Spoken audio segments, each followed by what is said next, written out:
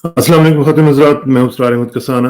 पिछले दिनों में आपने देखा होगा कि ईद उल अज़हा के दिन स्वीडन में एक मलऊन ने कुरान सोज़ी की और नाउज़ुबिल्लाह एक तौहीन आमेज़ जो मंज़र था वो हमने देखा। और उसके बाद फिर ज़ाहिर है यही वो चाहता था। और वो इराकी बंदा था जो स्वीडन में रहने के लिए अप्लाई करना चाहता था असाइलम। उसने ये एक ढोंग रचाया और उसके बाद फिर आपको पता ही है कि पूरे आलम इस्लाम में और बाकी जगहों पे भी एक रिएक्शन की एक हमने लहर देखी है और अभी तक वो चल रहा है। और बाय द वे आज स्वीडन में एक बहुत बड़ा मुज़ाहरा हुआ है। तमाम मुस्लिम तंजीमें जो हैं उन्होंने अपनी तमाम तफरीक, अपने इख्तलाफात मिटा के एक जगह पे उन्होंने मुज़ाहरा किया है और एक बड़ा शदीद किस्म का उन्होंने एहतजाज किया वहाँ पे भी। तो ये जो सिलसिला है ये शुरू कैसे हुआ और ये क्यों हुआ? इसके पीछे साजिश है क्या? क्या इसके पीछे कोई इस तरह के ग्रुप्स की साजिश है या गवर्नमेंट्स इसमें इन्वॉल्व्ड हैं? और फिर जब गवर्नमेंट्स इन्वॉल्व हो जाती हैं, तो फिर उनकी क्या क्या मजबूरियाँ बन जाती हैं? तो इसका ज़रा तज़िया करने की कोशिश आज करेंगे और चलेंगे न्यूयॉर्क और बात करेंगे जनाब डॉक्टर शेख उबैद साहब से, जो कि एस्पायर के हेड भी हैं और अमेरिका में मुस्लिम एडवोकेसी के हवाले से बहुत बड़ा काम कर रहे हैं माशाल्लाह। और hats off to you doctor साहब। मैं आपका जो काम देखता हूँ तो मुझे बड़ी एक किस्म की खुशी भी होती है और तसल्ली भी होती है और मुतमईन भी होता हूँ कि आप जैसे लोग जो हैं वो काम कर रहे हैं। बहुत बहुत शुक्रिया। सबसे पहले तो ये मुझे बताएं कि ये जो सिलसिला हमने देखा है अभी रिसेंटली, इसको आप कहाँ से जोड़ेंगे कि ये कब शुरू हुआ? एक तो मुझे याद है कि रुश्दी साहब जो थे उनके ज़माने में ये सिलसिला शुरू हुआ था और उन्होंने जो किताब लिखी और उसके बाद फिर एक सिलसिला शुरू हो गया। तो या उससे पहले भी हम इस तरह की चीज़ें देखते हैं कि इसकी हिस्ट्री थोड़ी-सी हमें ज़रा बताएँगी प्लीज़? अस्सलाम वालेकुम जनाब अली, और बहुत बहुत वालेकुम शुक्रिया अस्सलाम। दोबारा मदऊ करने और मौका देने का बात करने के लिए। कोई मसला नहीं। बेशक ये बड़ी जो फ़िक्र आमेज़ और परेशान करने वाली बात है कि किस तरह के गुस्ताखाना अमल बार बार हो रहे हैं। और मॉडर्न ज़माने में देखा जाए तो ये सलमान रश्दी के ने जो किताब लिखी थी उसके बाद से शुरू हुआ। लेकिन अगर तारीख़ी तौर पर देखा जाए तो ये तो शुरू से ही आलम गैर इस्लाम कह लें या यूरोप, ख़ासतौर पर यूरोप के क्रिश्चियंस ने तो हुज़ूर सल्लल्लाहु अलैहि वसल्लम के ऊपर तौहीन आमेज़ किताबें या उनके बारे में कहना बहुत पहले से कर रखा था। लेकिन आज के मॉडर्न ज़माने में सलमान रश्दी ने, और जिस तरह इस इराक़ी बंदे ने किया, सलमान रश्दी ने भी ये काम इसलिए किया था कि उससे उसके फ़ायदे थे। आपको मैं याद दिलाऊं कि वाइकिंग पेंगुइन के जो एडिटर थे उस ज़माने में इंडिया के लिए सरदार खुशवंत सिंह, उन्होंने इसकी मुखालिफत की थी। उन्होंने अपने इदारे को बताया कि इसकी किताब ना छापी जाए, क्योंकि उन्होंने कहा ये किताब रश्दी ने ख़ास तौर पर इसलिए लिखी है कि इससे कंट्रोवर्सी पैदा करके पैसे कमाए और नाम कमाए। तो ये उनका अपना एडिटर खुद कह रहा था। तो लेकिन हमें देखना ये होगा कि हालात किस तरह के हैं और बार बार इस तरह की चीज़ें क्यों हो रही हैं। आपको याद होगा कि सलमान रश्दी ने जब किताब लिखी और सबसे पहले उसे राजीव गांधी ने बैन किया इंडिया में, तो उस वक्त में अमेरिका में नया आया हुआ था। एक चंद साल ही हुए थे कि 1-2 साल शायद हुए थे। तो न्यूयॉर्क टाइम्स में फिर रश्दी ने अपना ऑप-एड लिखा। और उसके बाद से कंट्रोवर्सी शुरू हुई। लेकिन प्रेसिडेंट कार्टर जो उस वक्त साबिका सदर थे, उनसे लेके इंग्लैंड के बरतानिया के वज़ीर, सब ने उसकी मजम्मत की थी। तो ये वो ज़माना था जबकि खुद आलम इस्लाम का एक 73 की वॉर के बाद शाह फैसल मरहूम की क़ियादत में और एक मतलब है कि आलम इस्लाम का कुछ ना कुछ कागज़ पर ही सही लेकिन इत्तेहाद था। तो मगरबी हुकूमतें भी इसको सीरियस लेती थी। लेकिन पहली गल्फ़ वॉर के बाद जब सारे अरब यूनिटी और मुस्लिम यूनिटी जो है इत्तेहाद मुंतशिर हो गया, तो फिर वही रश्दी जिसकी सबने मजम्मत की थी, उसको सब बड़े बड़े अवार्ड्स और एजाज़ात से नवाजा गया, बरतानिया के हो चाहे, और उससे पहले सिर्फ जो है अदीब वगैरह उसकी तायद कर रहे थे, लेकिन हुकूमतों ने भी उसकी तायद प्रोटेक्शन करना शुरू किया। फिर पेंडुलम दोबारा हम स्विंग होता देख रहे हैं। इसमें ज़्यादा जो है हम क्रेडिट इमरान खान साहब को हमें देना चाहिए, کہ ان کی کاوشوں سے پھر ایک یونائٹڈ اسٹینڈ لیا جانے لگا، صرف کاغذی طور پہ نہیں بلکہ اس کو بار بار انٹرنیشنل فورم میں اٹھایا جانے لگا. تو اینٹی اسلاموفوبیا ڈے بھی منایا جاتا ہے مارچ 15 کو. تو یہ آج کل کے حالات، تو یہ جو اب صورتحال اس وقت ڈیولپ ہوئی بھی ہے اور ایک پورے عالم اسلام کو اس نے گرپ کیا ہوا ہے، یہ جو ہے اس میں آپ کیا سمجھتے ہیں کہ گورنمنٹس جو ہیں ویسٹرن گورنمنٹس، دیکھیں کبھی ہم فرانس میں دیکھتے ہیں، ابھی ہم سویڈن میں دیکھ رہے ہیں، کبھی ڈینمارک میں ہوتا ہے، کبھی کہیں ہوتا ہے، تو یہ گورنمنٹس کے ایما پہ ہوتا ہے یا یہ کچھ گروپس ہیں یا کچھ انڈیویجولز ہیں جو اپنے الٹیریئر موٹیوز کے لیے یہ اس طرح کرتے ہیں؟ عام طور پہ مغربی حکومتیں تو اس میں انوالو نہیں ہوتی، بلکہ چاہتی ہیں کہ اس طرح کی حرکت نہ ہو، کیونکہ اس سے تعلقات خراب ہوتے ہیں، تجارت خراب ہوتی ہے، اور مسلم ممالک بھی ان سے شکایت کرتے ہیں کہ بھائی آپ یہ کیا کر رہے ہیں. لیکن اس میں گروپ شامل ہیں. یہاں تو ایک انڈیویجول کا یہ عمل تھا، رشدی کا بھی ایک انڈیویجول کا عمل تھا، لیکن اکثر اس میں جو انتہا پسند تنظیمیں ہیں، اسلام دشمن انتہا پسند تنظیمیں، اس میں RSS کے لوگ اگر یہاں دیکھیں تو امریکہ میں ویسٹ میں اس کو وہاں پر تو وہ ان کے خداؤں، ان کے کئی لاکھ خدا ہیں، ان کو خداؤں کو چھوڑ کر شیواجی پر بھی ہم کوئی تاریخی کتاب لکھ نہیں سکتے، یا کہ اورنگزیب یا ٹیپو سلطان کے بارے میں صحیح کتاب بھی نہیں لکھ سکتے کہ جس میں ان کی تعریف کی جائے. لیکن امریکہ میں ان کی سپورٹ کرتے ہیں. اور لیکن اس سے بڑھ کر جو یہاں کے خود اپنے جو وائٹ سپریمسسٹ گروپ ہیں، یہ ان کو دو چیزیں حاصل ہوتی ہیں اس سے. ایک تو ان کی تشہیر ہوتی ہے، دوسرا یہ ہوتا ہے کہ جو چاہے وہ کارٹون بنایا جائے یا قرآن کریم کو جلایا جائے، اس سے وہ کہتے ہیں کہ ہم اس لیے جلا رہے ہیں کہ کتاب جو ہے یہ سکھاتی ہے دہشت گردی. تو یہ نیوز میں بات آتی ہے، اور بار بار جب بات ریپیٹ ہوتے رہی تو پھر کچھ لوگ اس پہ مغرب میں اس پہ شاید یقین بھی کرنا شروع کر دیتے ہیں. پھر اس کا جو رد عمل ہوتا ہے مسلمانوں کا، مسلم دنیا میں خاص طور پر، کبھی کبھی وہ اس میں جو کچھ غلط رد عمل ہوتا ہے، جس میں اپنے ہی بسیں جلائی جاتی ہیں، اپنے ہی بلڈنگیں جلائی جاتی ہیں. تو پھر وہ اس کو ری انفورس کرتا ہے کہ ہاں بھائی یہ مسلمان یہ جو ہے بڑے شدت پسند ہیں. تو یہ اسٹریٹجیکلی یہ شروع کرتے ہیں کام. لیکن جو گورنمنٹس ہیں ڈاکٹر صاحب، اس میں دیکھیں نا، جو گورنمنٹس کا معاملہ ہے اس میں ہمیں ایک ڈبل سٹینڈرڈ نظر آتا ہے. فار ایگزامپل، اگر آپ ہولوکاسٹ ڈینائل میں آ جائیں تو آپ کو پکڑ دیا جائے گا. اگر آپ یہ کہہ دیں کہ جی ہولوکاسٹ ہوا ہی نہیں تھا تو آپ سمجھیں کہ آپ کے لیے مسائل کا ایک بہت بڑا انبار لگ جائے گا. اگر آپ سواسٹیکا کہیں نہ کہیں، وہ جو ہٹلر کا نشان تھا، وہ کہیں آپ پینٹ کر دیں، نیو یارک میں کر کے دکھائیں ذرا، آپ کوئی بندہ بھی جا کے دکھائے، تو صرف پینٹ کرنے کے اوپر ہی اس کو پکڑا جائے گا، اس کو سزا دے دی جائے گی. تو دوسری طرف جب اسلام کی بات آتی ہے تو پھر یہ سارے چپ ہو جاتے ہیں. تو گورنمنٹس کا بھی تو ڈبل سٹینڈرڈ ہے نا جی. نہیں، ڈبل سٹینڈرڈ تو بہت ساری چیزوں میں ہے نا. ڈبل سٹینڈرڈ تو آپ فلسطین، کشمیر وغیرہ کے بارے میں وہ سٹینڈ نہیں دیں گے جو سٹینڈ وہ یوکرین کے بارے میں لے رہے ہیں. تو یہ ڈبل سٹینڈرڈ تو. لیکن یہاں پر ہمیں یہ بھی دیکھیں، مغرب کے جو مسلمان ہیں ان کو ایک برج بننا چاہیے، تاکہ وہ دونوں طرف کے جو صاحب اقتدار لوگوں کے ساتھ ساتھ جو سوچنے سمجھنے والے لوگ ہیں، اور جو سول سوسائٹی کے جو لیڈرز ہیں، ان کو سمجھانے کی بات ہے نا. ویسٹ میں ہولوکاسٹ کے لیے تو انہوں نے خاص طور پر قوانین نکالے ہیں. ان کی اپنی بہت بڑا گلٹ ہے کہ ہم نے کچھ نہیں کیا، ہم نے اتنے لاکھوں یہودیوں کو قتل ہوتے ہوئے دیکھا، یا ہم خاموش رہے، یا ہم نے ہٹلر کی مدد کی. تو یہ تو خاص طور پر انہوں نے قوانین نکالے ہیں. لیکن یہاں پر اگر بائبل کو جلایا جائے، اور وہ دیکھیں عیسیٰ علیہ السلام کے مجسمے پہ انہوں نے اس کو نعوذ باللہ پیشاب کے جار میں رکھ کے اس نے کہا تھا کہ 8 ہے. تو یہ تو ان کے خدا ہے نا اپنے.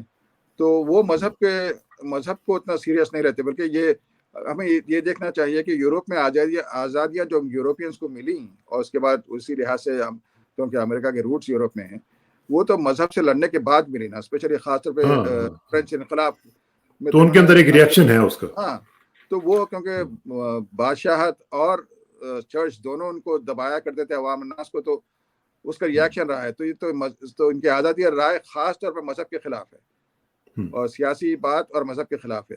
تو وہ سمجھتے نہیں کہ بھائی قرآن تو جیسے کتاب ہے، لیکن ان کو یہ سمجھانے کی ضرورت ہے ہمیں کہ بھائی یہ ایک ایکٹ آف جو ہیٹ ہے یہ.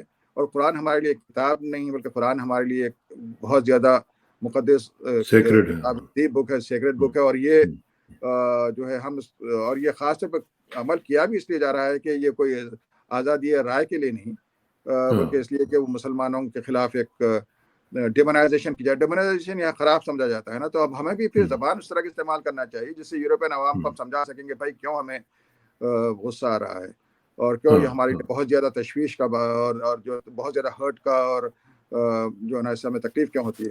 تو یہ بات ہمیں سمجھانی ہوگی ان کو, اور اسی طرح مسلمانوں کو بھی سمجھانا ہوگا کہ بھائی اس کو اس طرح ڈیل نہ کریں. اب دیکھیں کہ سیاستدان اس کو جو ہے نا استعمال کرتے ہیں. مجھے یاد ہے کہ پاکستان میں جو شاید سب سے پہلے شہادت رشدی کی کتاب پہ جو ہیں شاید وہ پاکستان یا انڈیا دونوں سے کسی ایک ملک میں ہوئی تھی. تو پاکستان میں اس مظاہرے کا انتظام کیا تھا پیپلز پارٹی نے, جس کو مسجد کو خاص لگاؤ نہیں ہے. مولانا کوثر نیازی مرحوم اس کو لکھ کر رہے تھے, بہت زمانہ ہو گیا. تو وہ اچھا اس وقت میں دیکھا جائے تو سیاستدانوں کی مجبوری بھی ہو جاتی ہے. فون کرنا پڑتا ہے. میں نے کریڈٹ دیا عمران خان صاحب کو کہ ان کی وجہ سے جو ہے اس وقت ایک پینڈولم سوئنگ ہو رہا ہے بہت بڑا. کیا ہوا ان کے وہ Islamophobia day, anti Islamophobia day منانے سے اور عمران خان صاحب کی ایفرٹ سے آپ سمجھتے ہیں کہ کوئی بہت بڑا امپیکٹ پڑا ہے ویسٹرن گورنمنٹس کے اوپر؟ گورنمنٹس کا امپیکٹ شاید آگے چل کے پڑے, لیکن ایک پھر حالات بدل رہے ہیں نا کہ ویسٹرن گورنمنٹس پہ کہنے لگی ہے نا. پہلے تو جیسا رشدی کو بلا کے اس کی تعریف کی جانے لگی تھی, جیسا کہ مسلمانوں کا جو تکلیف ہو رہی ہے اس کا تو کوئی خیال ہی نہیں کیا جا رہا تھا. لیکن بتا رہا ہوں کہ عمران صاحب کا اب جو حالیہ جو بیان تھا وہ ایک پولیٹیکل بیان تھا. انہوں نے اپنی جو جدوجہد فوج اور جمہوریت کے لیے خاطر کر رہے ہیں اس میں انہوں نے کہہ دیا کہ جمعے کے دن یہ کر دیا جائے. تو یہ شاید ان کی مجبوری بھی تھی ہوگی. لیکن بتا رہا ہوں کہ سیاستدان چاہے وہ کوثر نیازی کی طرح سیاستدان ہو جو کہ اپورچونسٹ ہو, یا عمران خان صاحب کی طرح سیاستدان ہو زیادہ جو مخلص لگتا ہو, یہ مشرق کے سیاستدانوں کی بعض وقت ضرورت بن جاتی ہے. تو سیاست سے ہٹا کے اس کو بہت ہی ایک سیریس بات جو ہے جو مسلم جو علماء جو گورنمنٹ سرکاری علماء نہیں ہیں, جو کہتے ہیں جو سعودی علماء ہو یا ایجپشین علماء جو کہتے ہیں کہ فرانس میں مسلمانوں کو حجاب مت کرو, یا امریکہ میں بیان دیتے ہیں کہ بھائی آپ کوئی اسٹینڈ مت لیں.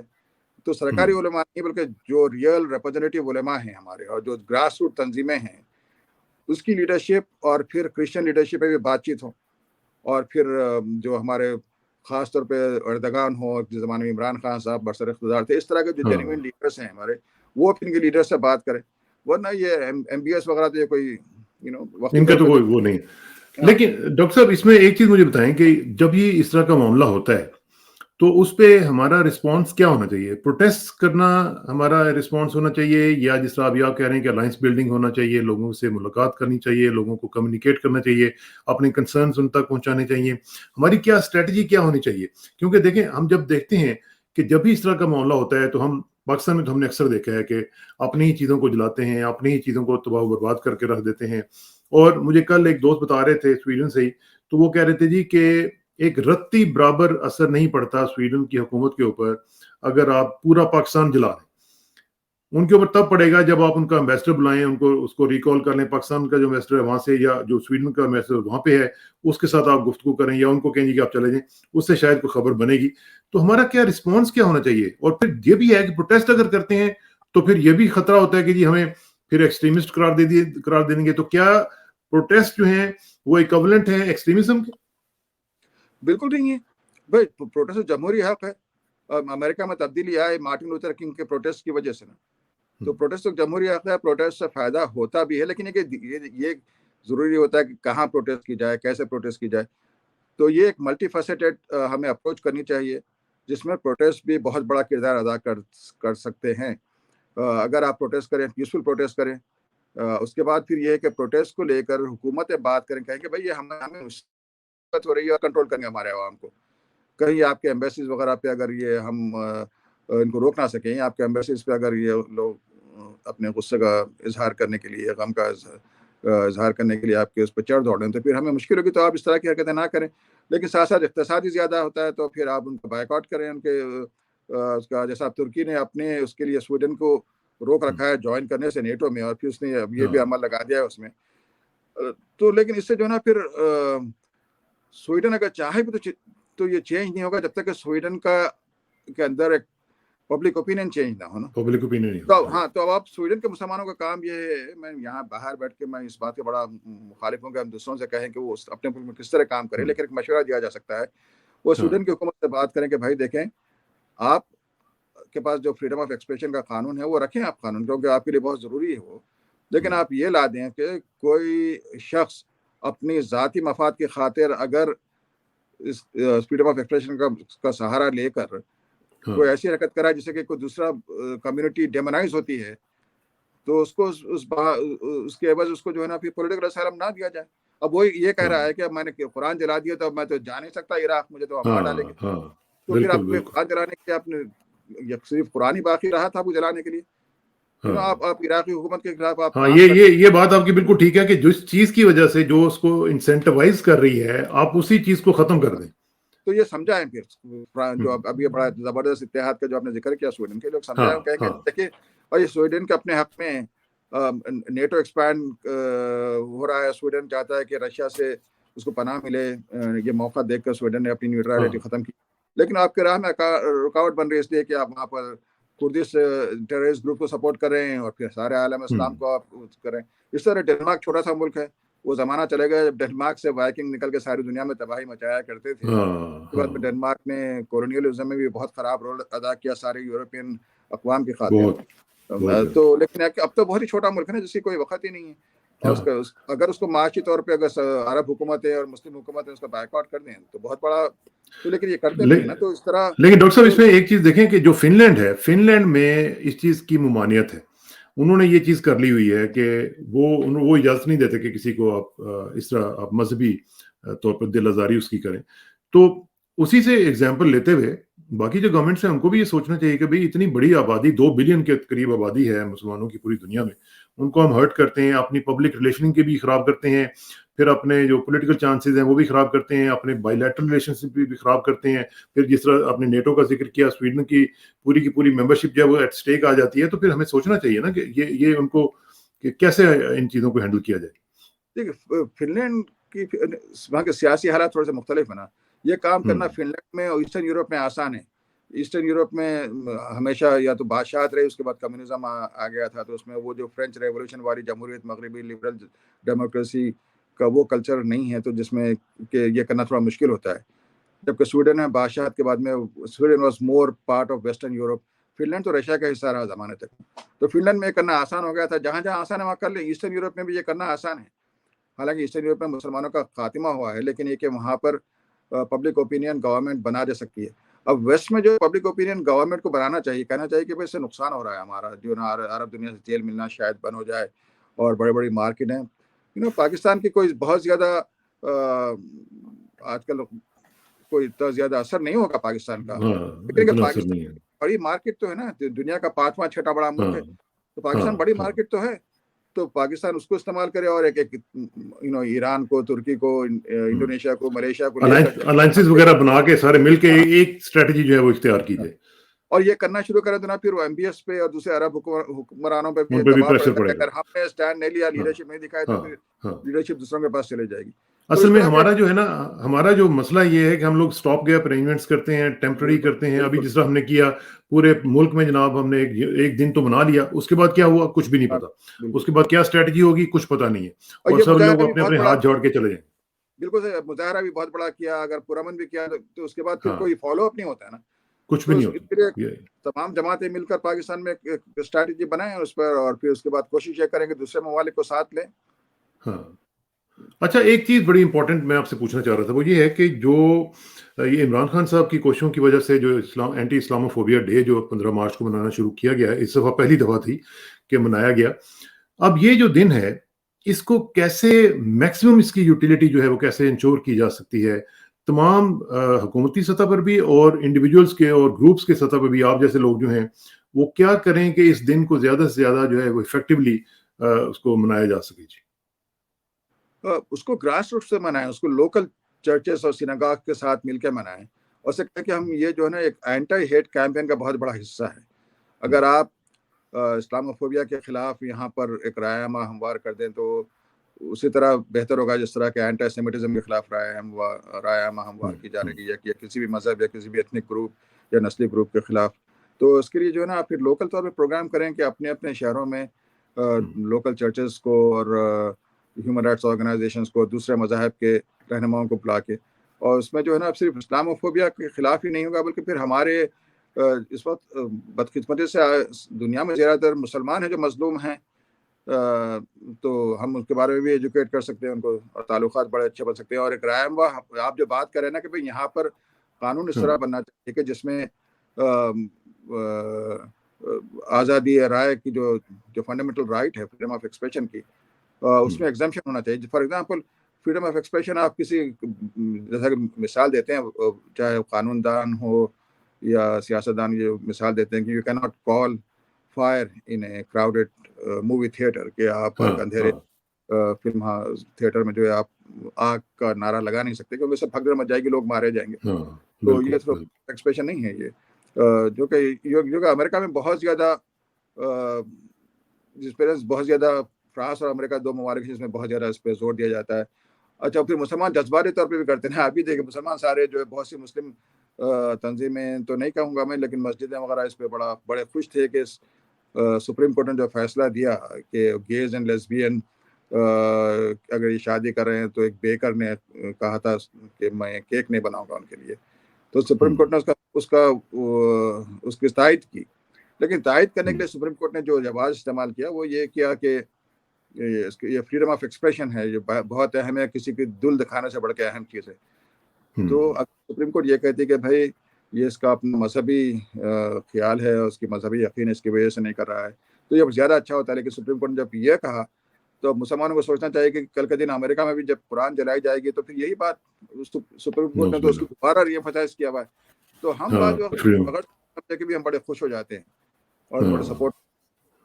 یہ اصل میں مسئلہ یہ ہے نا کہ لیڈرشپ کی بات ہے نا. اب یہ چیزیں جو آتی ہیں یہ لیڈرشپ بتاتی ہے اور وہ گائیڈ کرتی ہے کہ جناب یہ چیزیں ہیں، اس کے اندر نوانسز یہ انوالوڈ ہیں، تو ان کی طرف بھی آپ ذرا دھیان رکھیں. تو ہماری لیڈرشپ جو ہے وہ زیادہ تر تو اب میں کیا کہوں وہ ساری دوسری چیزوں میں مصروف ہے، اور وہ ان کی میرے خیال ہے پرائرٹیز میں یہ چیزیں نہیں آتی ہیں. ایسے ہی ہے نا. ایک اور بات تاریخی طور پہ بڑی ہے کہ جو لوگ بڑے جذباتی فیصلے کرتے ہیں نا، میں پاکستان میں دیکھ رہا تھا پاکستانی ٹی وی شو کا ویڈیو کلپ یوٹیوب پہ، کوئی صاحب بڑے جوش میں کہہ رہے تھے کہ اگر کسی نے کدو شریف نے کہا تو ہم اس کو بھی قتل کر دیں گے کیونکہ حضور اکرم صلی اللہ علیہ وسلم کو کدو شریف بڑا پسند تھا. تو یہ تو احمقانہ بات.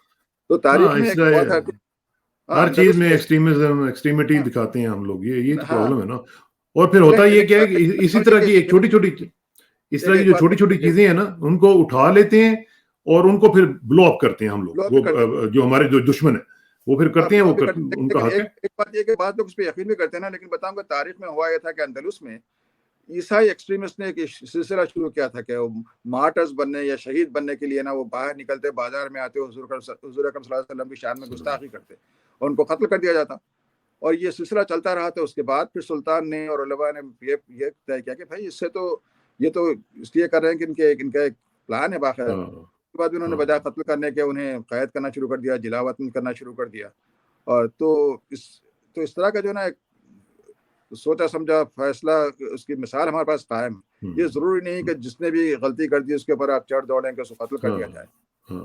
یہ ہمارا یہ ویسے رسپانس جو ہے ہمارا کیلکولیٹڈ ہونا چاہیے اور میجرڈ ہونا چاہیے، اور دیکھا جانا چاہیے کہ کیا ہمارے اس رسپانس سے کوئی ہمیں فائدہ بھی ہوگا کہ نہیں ہوگا، کیونکہ ہم اپنا نقصان تو کر ہی رہے ہیں، لیکن کیا اس کی کوئی اگلے جگہ پہ جا کے کوئی فرق پڑے گا. تو اگر نہیں پڑے گا تو پھر اس کو ذرا ہمیں دیکھنا چاہیے، ریوزٹ کرنا چاہیے. ٹھیک ہے نا جی. ٹھیک ہے جناب. ڈاکٹر صاحب آپ کا بہت بہت شکریہ. اس طرح کی جو امپورٹنٹ ایشوز ہیں ان کے اوپر ہم آپ کو تکلیف دیتے رہیں گے اور آپ سے لرن کرنے کی کوشش کرتے رہیں گے، اور اللہ کرے کہ جو جی آپ کا شکریہ کہ آپ بڑے اہم موضوعات اٹھاتے رہتے ہیں. اور یہ ہمارا تو فرض ہے جی، ہمارا تو فرض ہے ڈاکٹر صاحب، کیونکہ یہ چیزیں جو ہیں یہ ریٹنگز کے لیے ہم لوگ نہیں کرتے ہیں، یہ تو اپنی آخرت کے لیے کرتے ہیں اور اپنے لوگوں کی بھلائی کے لیے کرتے ہیں کہ یہ چیزیں جو ہیں وہ ڈسکس ہونی چاہیے اور اس کے اوپر ڈیبیٹس ہونی چاہیے.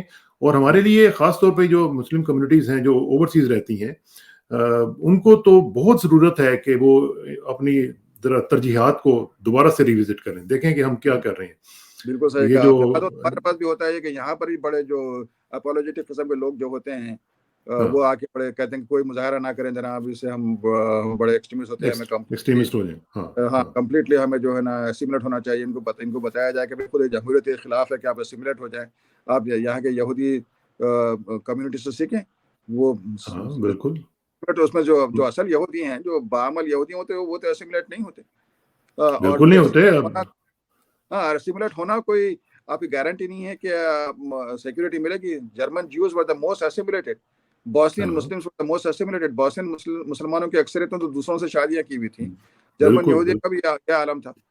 تو اس لیے ہماری یہاں جو ہماری لیڈرشپ ہو, ویژنری لیڈرشپ ہو, وہ جو جن کے پاس جو نا سیلف کانفیڈنس بھی ہو, اقبال اور جناح کی طرح کے لوگ ہوں گے جو کہ مغرب میں آ کر مغرب میں پڑھ کر بھی ہو جو ہے, اور مغرب میں رہ کر بھی انہوں نے اس میں احساس کمتری پیدا نہیں ہوا, پیسہ پیدا نہیں ہوا. اور وہ ہماری جو لیڈرشپ ہے اس کو بھی ذرا تھوڑا سا سوچنا چاہیے کہ یہ توسع رباب سے نکل کے آپ ذرا دوسری طرف آ جائیں, کچھ ایجوکیشن کی طرف آئیں, نالج کی طرف آئیں, لوگوں کو ویژن دیں, لوگوں کو آگے لے کے بڑھنے کی کوشش کریں. اور خاص طور پہ جو دوسرے ان کے مخالفین ہیں ان کو بھی ذرا اسٹڈی کریں کہ وہ ایسے یہاں تک کیسے پہنچے ہیں اور کیا کیا انہوں نے اسٹریٹجیز اختیار کی. اگر اچھی چیزیں ملیں تو ان سے بھی سیکھنی چاہیے ہمیں.